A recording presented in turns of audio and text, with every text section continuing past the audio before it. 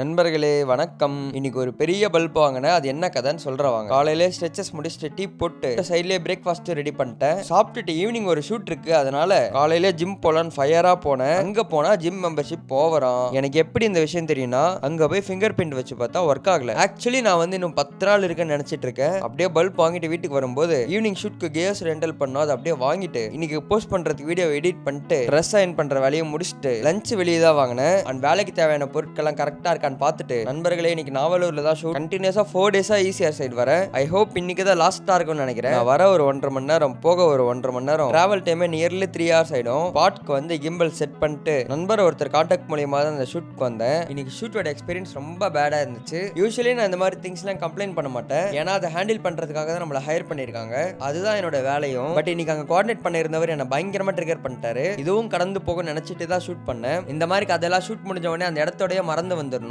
டைமும் 12 மணி ஆச்சு. ஸோ போற வழியில தோசை சாப்பிட்டுட்டு வீட்டுக்கு ஃப்ரெஷ் அப் ஆயிட்டு தூங்கிட்டேன். ஓகே நண்பர்களே, பாய்.